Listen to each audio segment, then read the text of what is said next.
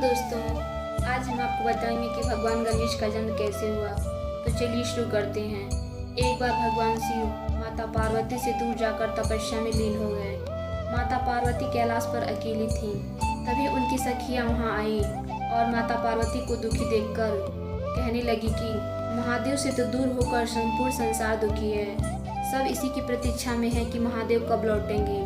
तभी नारद वहां पर आ जाते हैं और कहते हैं कि माता, महादेव की अनुपस्थिति में तो संसार में अराजकता फैली हुई है, त्राही त्राही मची हुई है। ऐसी स्थिति में संसार की भलाई के बारे में सोचना तो माता आपका ही दायित्व है। तब वह भगवान शिव से कहती हैं कि स्वामी, आपकी प्रतीक्षा से बड़ी परीक्षा कोई नहीं है, न जाने कब लौटेंगे।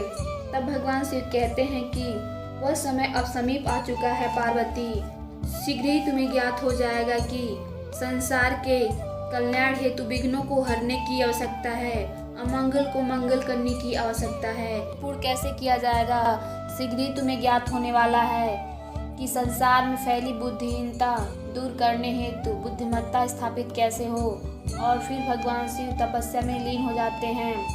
नारद भगवान विष्णु के पास जाते हैं, जहाँ ब्रह्मा जी भी उपस्थित होते हैं, और वह भगवान विष्णु से कहते हैं कि भगवान शिव को एकल पास में गए बहुत दिन हो गए। उनकी अनुपस्थिति में संसार अस्त व्यस्त अनियंत्रित हो चुका है। तभी ब्रह्मा जी कहते हैं कि महादेव संसार के उद्धार हेतु उपाय ढूंढने हेतु तपस्या कर रहे हैं और उस उपाय का बोध उन्हें हो चुका है और शीघ्र ही देवी पार्वती को भी उस उपाय का बोध हो जाएगा। उसके पश्चात उनके एक और पुत्र की उत्पत्ति होगी। यही पुत्र इस संसार में संतुलन उत्पन्न करेगा।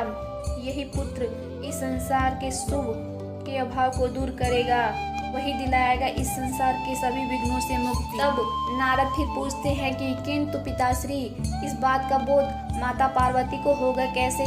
तभी विष्णु भगवान माता लक्ष्मी से कहते हैं कि आप पार्वती के पास जाइए। तब माता लक्ष्मी माता पार्वती के पास आती हैं, उनको सारी घटना के बारे में बताती हैं और देवी लक्ष्मी वहाँ से चली जाती हैं।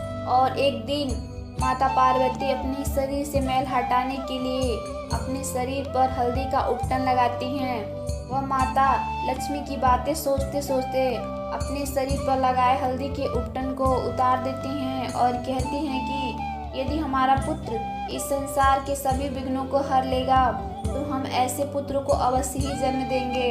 और वह भगवान शिव का ध्यान करती हैं।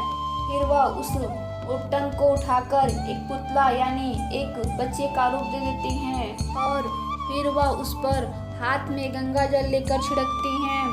उसके बाद उनकी कुछ क्षण के लिए आंख लग जाती है और जब उनकी आंख खुलती है तो उनके सामने एक सुंदर सा बालक खड़ा रहता है, जिसे देखकर वह अति प्रसन्न होती हैं।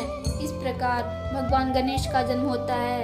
यदि आपको यह वीडियो अच्छी लगी हो तो please like, share, comment and subscribe जरूर कर दीजिए।